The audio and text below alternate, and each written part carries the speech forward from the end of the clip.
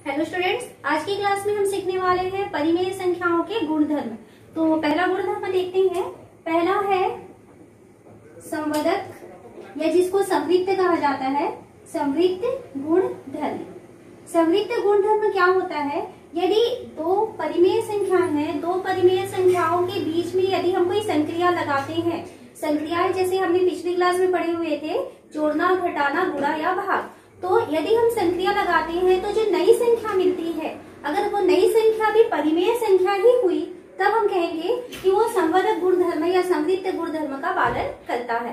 तो हम देखते हैं इन चारों संक्रियाओं के लिए, जोड़ना, घटाना, गुणा और भाग, इन चारों संक्रियाओं के लिए वो संवदक गुणधर्म को पालन करता है या नहीं करता।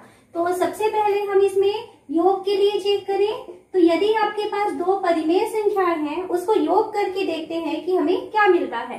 एक परिमेय संख्या लेते हैं हम 1/2 और दूसरी परिमेय संख्या मान लीजिए हम लिए 2/3। इन दोनों को जोड़ना है तो क्या हो जाएगा, ये इन दोनों का लघुत्तम मिलेगा। 2 और 3 का लघुत्तम मिला 6 और 6 को 2 से भाग देंगे, 3 बार भाग गया, वो 3 चला जाएगा ऊपर गुणा होने, तो 3 धन 6 को 3 से भाग देंगे, 2 मिलेगा, 2 चला जाएगा ऊपर गुणा होने, तो 2 दूनी 4। तो हमको क्या मिला? 7/6। तो जो 7/6 हमें प्राप्त हो रहा है वो भी बटे वाली संख्या है, यानी ये भी परिमेय संख्या है। तो इसलिए जो योग है वो संवदक गुणधर्म को पालन करता है। तो परिमेय संख्याएं योग के लिए संवदक गुणधर्म का पालन करती हैं। अब हम व्यवकलन या जिसको कि घटाना कहते हैं, इसके लिए चेक करें। तो व्यवकलन दो परिमेय संख्याएं लेते हैं और उसको घटा के देखते हैं। अगर वो घटाने से भी हमें एक परिमेय संख्या प्राप्त हुई, देन हम क्या कहेंगे कि व्यवकलन के लिए भी जो परिमेय संख्याएं हैं वो संवदक गुणधर्म का पालन करती हैं।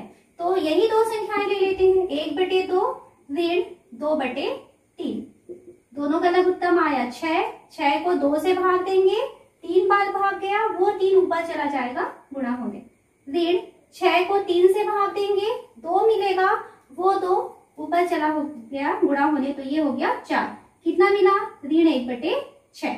तो दो परिमेय संख्याओं को घटाते हैं तो भी हमें एक परिमेय संख्या ही प्राप्त हो रही है, इसलिए घटाने की जो संक्रिया है वो भी क्या हो रही है? संवदक गुणधर्म का पालन करती है। उसके बाद हम गुणा में चेक करें। यदि दो परिमेय संख्याओं को गुणा किया जाएगा तो क्या हो रहा है? तो 1/2 को गुणा करते हैं 2/3 के साथ। तो गुणा के लिए जैसे हमने नियम देखा कि यदि ऊपर नीचे की कोई संख्याएं कट सकती हैं तो काटना है पहले। तो यहाँ से 2 और ये 2, 2 एकम 2, 2 एकम 2, कितना मिला? 1/3। ये भी हमको एक परिमेय संख्या प्राप्त हो रही है, यानी दो परिमेय संख्याओं को गुणा करने से एक परिमेय संख्या प्राप्त होती है, इसलिए गुणा की संक्रिया भी संवदक नियम का पालन करती है। अब चौथा संक्रिया होता है भाग। भाग के लिए चेक करें तो 1/2 को भाग दें अगर 2/3 के साथ, तो भाग को सबसे पहले तो आपको गुणा में चेंज करना होगा। तो ये हो जाएगा 1/2। भाग को यदि हम गुणा बनाते हैं तो क्या होता है? जो बाद वाली संख्या है वो पलट जाती है, तो 2/3 बन जाएगा 3/2। अब ये गुणा में हो चुका है। ऊपर नीचे से यदि कुछ कैंसिल हो सकता है तो करना है, तो यहाँ देखिए कुछ भी कैंसिल नहीं हो रहा है, इसलिए हम क्या करेंगे? ऊपर की संख्या को ऊपर गुणा कर देंगे और नीचे की संख्या को नीचे गुणा कर देंगे, तो 3/4। तो ये भी एक बटे वाली संख्या मिल रही है, मतलब एक परिमेय संख्या है। तो इस तरीके से जो भाग की संक्रिया है वो भी संवदक नियम का पालन करती है। तो हम यहाँ देख रहे हैं कि जो संवदक नियम है, परिमेय संख्याओं में योग, व्यवकलन, गुणा और भाग, ये चारों ही संक्रियाएं संवदक नियम का पालन करती हैं। उसके बाद हम सेकंड नियम देखते हैं, क्रम विनिमय। क्रम विनिमय, तो क्रम विनिमय का मतलब क्या होता है? क्रम का अदला बदली। विनिमय यानी होता है अदला बदली। यदि दो परिमेय संख्याओं के क्रम को बदल दिया जाए तो भी हमको क्या वही संख्या मिलेगी? अगर बराबर संख्या मिलती है तो हम कहेंगे कि वो क्रम विनिमय का पालन करता है। तो फिर वही चारों संक्रिया के लिए हम क्रम विनिमय को चेक कर लेते हैं। तो सबसे पहले हम योग के लिए देखें, सेम वही 1/2 और 1/3 को लेते हैं। तो योग के लिए हम चेक करना चाहते हैं तो 1/2 और 2/3 इसको जोड़ के देखते हैं, और इसको जोड़ने के बाद फिर हम इन दोनों के क्रम को बदल देंगे और उसको जोड़ के देखेंगे, दोनों में आंसर सेम आता है तब तो ठीक है कि वो क्रम विनिमय नियम का पालन करेगा। तो 1/2 धन 2/3 क्या हो जाएगा, ये दोनों का लघुत्तम हो गया 6, 6 को 2 से भाग देंगे 3 बार भाग जाएगा, वो 3 ऊपर चला गया, गुणा होने तो 3, धन 6 को 3 से भाग देंगे 2 बार भाग गया, वो 2 चला गया ऊपर, गुणा होने तो 4, कितना मिला 7/6। अब इसी के क्रम को हम बदल देते हैं, 1/2 और 2/3 था तो हम इसके क्रम को बदल दें, 2/3 को पहले लिख दें और 1/2 को बाद में लिख दें। क्या होगा इससे, दोनों का लघुत्तम आ गया 6, 6 को 3 से भाग देंगे 2 बार भाग गया, वो 2 ऊपर गुणा हो गया तो 2 दूनी 4, धन 6 को 2 से भाग देंगे 3 बार भाग जाएगा और वो 3 अंश के साथ गुणा हो जाएगा तो 3 एकम 3, कितना मिला 7/6। तो हम क्या देख रहे हैं कि यदि दो परिमेय संख्याएं आपस में अगर जुड़ी हुई हैं, बीच में उनका जोड़ का निशान है और दोनों के क्रम को हम अदला बदली कर देते हैं तो भी उसके आंसर में कोई फर्क नहीं पड़ता है, तो दोनों आंसर सेम आ है, तो हम क्या कहेंगे, योग के लिए क्रम विनिमय का पालन होता है, क्रम विनिमय का पालन होता है। ठीक है, क्रम विनिमय यानी आपको याद रखना है, यदि दो संख्याओं के क्रम को हम आपस में अदला बदली करते हैं तो भी उसके आंसर में यदि कोई फर्क नहीं पड़ेगा, देन हम कहते हैं वहां पे क्रम विनिमय का पालन होता है। तो अभी हमने योग के लिए देखा, अब हम देखते हैं कि घटाना, गुणा और भाग ये भी क्रम विनिमय का पालन करते हैं या नहीं करते। उसके बाद हम देख रहे हैं घटाना, यानी जिसको व्यवकलन कहते हैं, व्यवकलन के लिए क्रम विनिमय को चेक करना है। तो यही तो हमने नंबर लिया, मान लीजिए 1/2 को घटाते हैं 2/3 के साथ, और दूसरी तरफ हम 2/3 को घटाएंगे 1/2 के साथ और देखेंगे कि दोनों के आंसर सेम आते हैं या नहीं आते हैं। यहाँ पे हम 1/2 को पहले लिखे हैं, 2/3 को बाद में लिखे हैं, और यहाँ पे देखिए क्रम को बदल दिए हैं और उसके बाद सॉल्व करते हैं तो क्या हो जाएगा, ये दोनों का लघुत्तम हो गया 6, 6 को 2 से भाग देंगे 3 आया, 3 ऊपर के साथ गुणा होकर के 3 बनाया, 6 को 3 से भाग देंगे 2 मिला, वो 2 अंश के साथ गुणा होकर के 4 बनाया, कितना मिला ऋण 1/6। सेकेंड साइड देखें तो यहाँ लघुत्तम मिल गया 6, 6 को 3 से भाग देंगे 2 आया, 2 अंश के साथ गुणा हो गया तो 4, ऋण 6 को 2 से भाग देंगे 3 मिलेगा, 3 अंश के साथ 1 के साथ गुणा हो गया तो 3, ये मिल गया हमको 1/6। तो आप क्या देख रहे हैं, यहाँ ऋण 1/6 आया है और यहाँ कैसे आया है, धन 1/6 आया है। इसका मतलब है कि जो व्यवकलन की संक्रिया होती है वो क्रम विनिमय का पालन नहीं करती। तो क्या लिखना है रिजल्ट, व्यवकलन क्रम विनिमय का पालन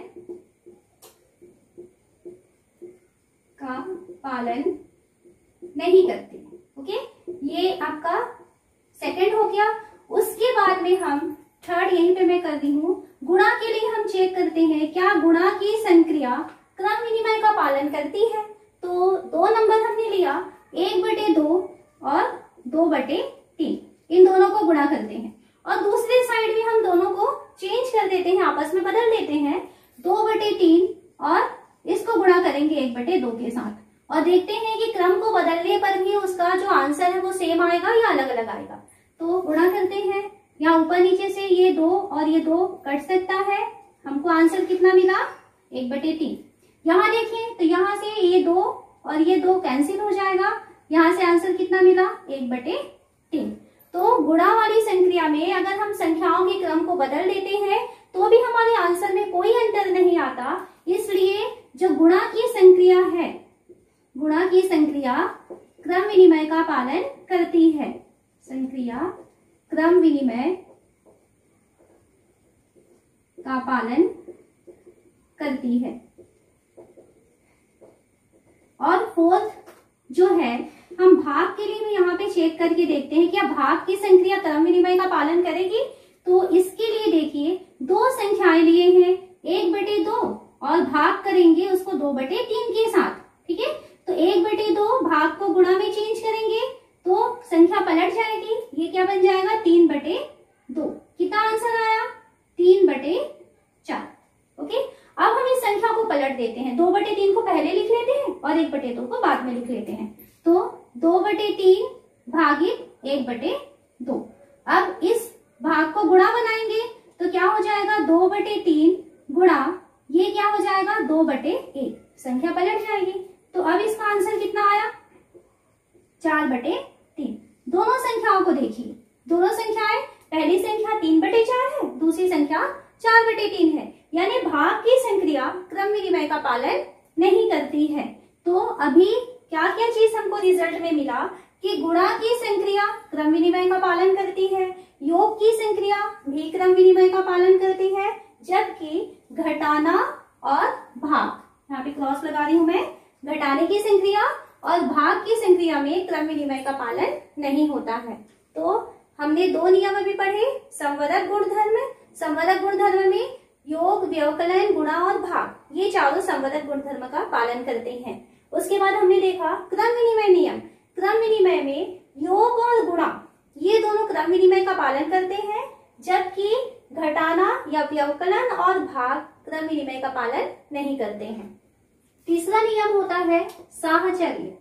साहचर्य नियम में देखिए क्या होता है साहचर्य, यदि 3 संख्याएं हैं और 3 संख्याओं के बीच में हमें संक्रियाएं लगानी है, तो साहचर्य का मतलब होता है कि यदि पहले की 2 संख्याओं में पहले संक्रिया लगा लें और उसके बाद में बाद वाली संख्या में संक्रिया लगाएं, या बाद वाली 2 संख्याओं में पहले संक्रिया लगा लें, उसके बाद में हम पहले वाली संख्या में संक्रिया लगाएं, तो भी हमारे आंसर में कोई फर्क नहीं पड़ता। तो इसको हम कहते हैं साहचर्य नियम। तो साहचर्य नियम के लिए हम चारों संक्रियाओं को चेक करेंगे कि योग, व्यवकलन, गुणा और भाग ये चारों साहचर्य नियम को पालन करते हैं या नहीं करते। सबसे पहले हम देखते हैं योग। हम 3 संख्याएं लेते हैं जिनमें हमको संक्रियाएं लगानी है। सपोज मान लीजिए 1/2 है, 2/3 है और तीसरी संख्या 4/5 है। इस तरीके से हम 3 संख्याएं लिए हुए हैं। अब योग के लिए देखें तो योग के लिए सबसे पहले हम 1/2 धन 2/3 धन 4/5 इस तरीके से लिखते हैं। और यदि पहली बार में हम इन दोनों के पास ब्रैकेट लगा रहे हैं, ध्यान देना है साहचर्य यानी क्या होता है।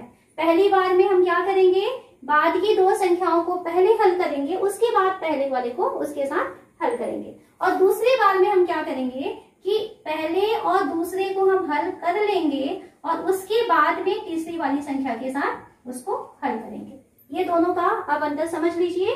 कोष्टक जहां लगा होता है उसका मतलब है उसको हमको पहले हल करना है। तो फर्स्ट वाले में क्या करना है, आखिरी की 2 अंकों को, 2 संख्याओं को पहले हल करना है, और सेकेंड टाइप में शुरू की 2 संख्याओं को पहले हल करना है और देखना है कि आंसर में कोई अंतर आता है या नहीं आता। तो यहाँ पे पहले फर्स्ट वाले को सॉल्व करें। 1/2 धन, इसको भी कुछ नहीं करना, ब्रैकेट वाली संख्या को पहले सॉल्व करेंगे तो यहाँ 3 है और 5 है, तो इसका लघुत्तम हो जाएगा 15। लघुत्तम निकालने का सबसे एक आसान तरीका है, जब हम देख लेते हैं कि जो संख्याएं हैं वो आपस में अभाज्य संख्याएं हैं, मतलब इन दोनों का कोई कॉमन फैक्टर नहीं है, कोई ऐसी संख्या नहीं है जो दोनों को भाग दे सकती है, तो उस कंडीशन में आपको जब लघुत्तम ज्ञात करना है तो ये नीचे की दोनों संख्याओं को आपस में आप गुणा कर दीजिए। ठीक है, तो 3 और 5 का गुणा करेंगे तो 15 हो जाएगा। उसके बाद में ये संख्या इधर गुणा हो जाएगी और ये संख्या इधर गुणा हो जाएगी। ये सबसे आसान होता है, पर तब की कंडीशन में आपको ये करना है जब नीचे का जो हर है उन हरों का कोई कॉमन फैक्टर ना हो, कोई ऐसी संख्या ना हो जो दोनों को ही भाग दे सकती है, तब आपको ऐसा करना होगा। तो 3 और 5 का गुणा 15, 5 का गुणा 2 से करेंगे 5 दूनी 10 धन 3 का गुणा 4 से करेंगे तो 3 चौक 12। ये पहले सॉल्व किए, बराबर 1/2 धन 10 और 12 हो जाएगा 22/15। और इसको भी हल करते हैं तो यहाँ देखिए 2 और 15 का कोई कॉमन फैक्टर नहीं है, यानी कोई ऐसी संख्या नहीं है जो दोनों को भाग दे सकती है, इसलिए 2 और 15 को आपस में गुणा कर देंगे तो 30 लघुत्तम होगा। ओके, 15 का गुणा इधर करते हैं तो 15 एकम 15 धन 2 का गुणा यहाँ करेंगे तो 22 दूनी 44। तो 44 और 15 को जोड़ते हैं तो ये हो जाएगा 59/30। अब इधर सॉल्व करें तो पहले इन दोनों को पहले हल कर लेते हैं, तो ये क्या हो जाएगा, 2 और 3 को गुणा करेंगे 6, 3 का गुणा 1 से होगा तो 3, 2 का गुणा 2 से हो जाएगा तो 4। इसको पहले सॉल्व कर लेते हैं और धन 4/5। तो क्या मिल गया हमको, 4 और 3 7/6 धन 4/5 मिला। और यहाँ हम इन दोनों का लघुत्तम निकालेंगे तो 6 पंचे 30, 5 इसके साथ गुणा होगा तो 5 सत्ते 35 धन 6 इसके साथ गुणा हो जाएगा 4 के साथ तो ये 24। तो यहाँ पर मिल रहा है 59/30। तो क्या दिख रहा है हमको कि जब हम योग के लिए साहचर्य नियम को चेक कर रहे हैं तो दोनों में आंसर कैसा हो रहा है, सेम आ रहा है। इसलिए योग की संक्रिया साहचर्य नियम का पालन करती है। और सेम इसी तरीके से अब हम घटाने के लिए भी साहचर्य नियम को चेक करेंगे। तो सेकेंड व्यवकलन, व्यवकलन के लिए हम साहचर्य नियम को चेक करना चाहते हैं।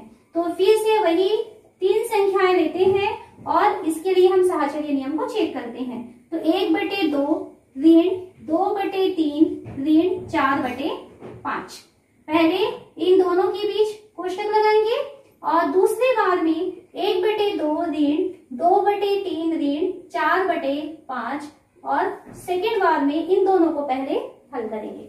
यहाँ हल करते हैं, ये क्या हो जाएगा, ये हो जाएगा 1/2 तो बाहर रहेगा, ऋण यहाँ दोनों का लघुत्तम हो जाएगा 15, 5 2 के साथ गुणा होगा तो 10 ऋण 3 चौक 12, ये हुआ बराबर 1/2 ऋण 10 ऋण 12 मतलब ऋण 2/15 बराबर 1/2 कोष्टक हटाएंगे तो ऋण और ऋण का गुणा हो जाता है धन 2/15 आया।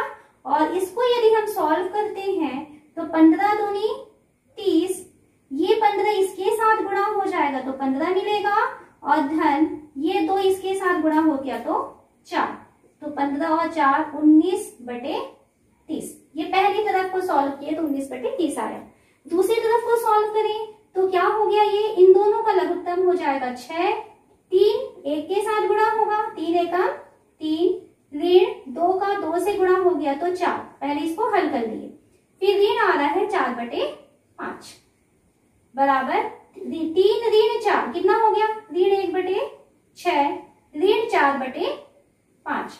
दोनों का लघुत्तम ले तो 6 पंचे 30 हुआ, 5 इसके साथ गुणा हुआ तो ऋण 5 बनेगा और 6 इसके साथ गुणा हुआ तो ऋण 24 बना। तो कितना मिल रहा है हमको, ऋण 29/30।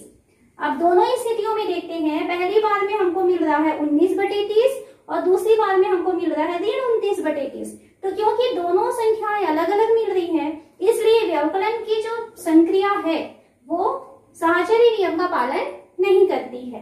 अब तीसरा हम चेक करते हैं गुणा के लिए, गुणा साहचर्य नियम का पालन करती है या नहीं करती है। तो ये 3 संख्याएं हैं और हम इसको गुणा के लिए चेक करेंगे।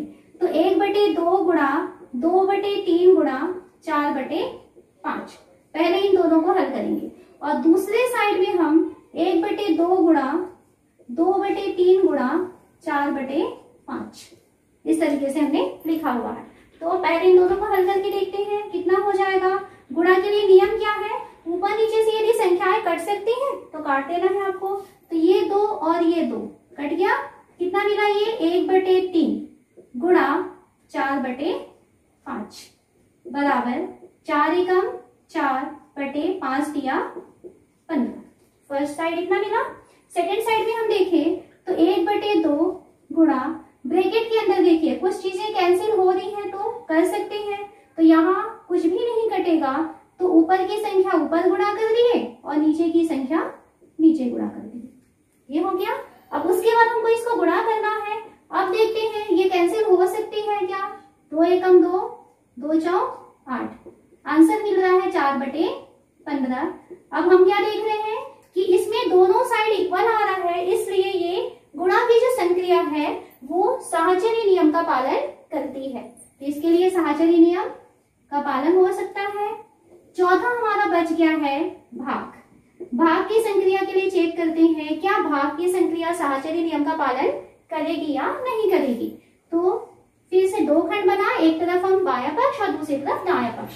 संख्याएं हैं 1/2 भागित 2/3 भागित 4/5। ठीक है, पहले बार में हम इन दोनों को ब्रैकेट में बंद करेंगे और दूसरी बार में हम 1/2 भागित 2/3 भागित 4/5 है, तो दूसरी बार में हम ब्रैकेट को चेंज किए हैं, यानी इन दोनों को पहले सॉल्व करेंगे।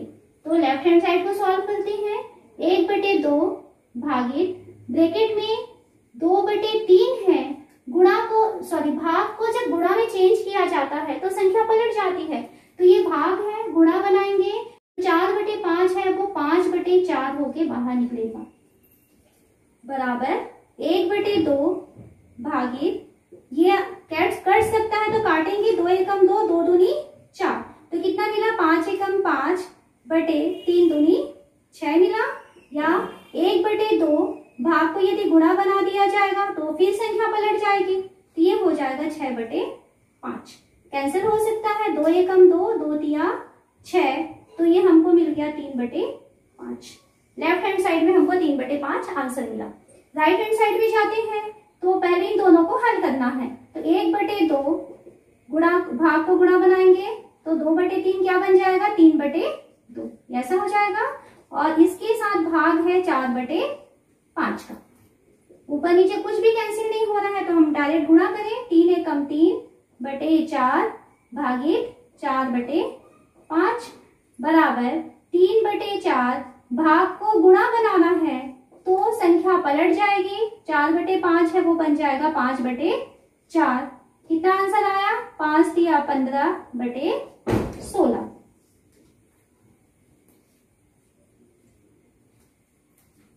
तो यहाँ हम देख रहे हैं कि यहाँ जो दोनों आंसर है वो फिर अलग अलग आ रहे हैं, ये 3/5 आ रहा है और ये 15/16 आ रहा है। इसका मतलब जो भाग की संख्या है वो साहचर्य नियम का पालन नहीं करेगी। तो क्या हुआ, अभी जो साहचर्य नियम है वो केवल योग के लिए सही होता है और गुणा के लिए सही होता है, और व्यवकलन और भाग के लिए साहचर्य नियम का पालन नहीं होता है।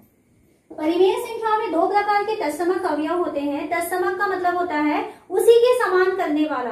तो कौन से 2 प्रकार के तत्समक होते हैं? पहला तो होता है योज्य तत्समक। योज्य तत्समक यानी किसी परिमेय संख्या में हम ऐसा क्या जोड़ दें, योज्य मतलब जोड़ना, किसी परिमेय संख्या में हम ऐसा क्या जोड़ दें कि हमको वही परिमेय संख्या वापस मिल जाएगी। तो हम जानते हैं कि कोई भी संख्या है, किसी भी संख्या के साथ यदि 0 जोड़ दिया जाए तो हमें क्या मिलता है, वही संख्या मिल जाता है। ठीक है, तो ये जो 0 होता है वो होता है योज्य तत्समक। 0 किसी भी संख्या के साथ जुड़ करके उसको वैसा ही बना के रखता है, तो 0 होता है योज्य तत्समक। और सेकेंड इसमें होगा गुणन तत्समक।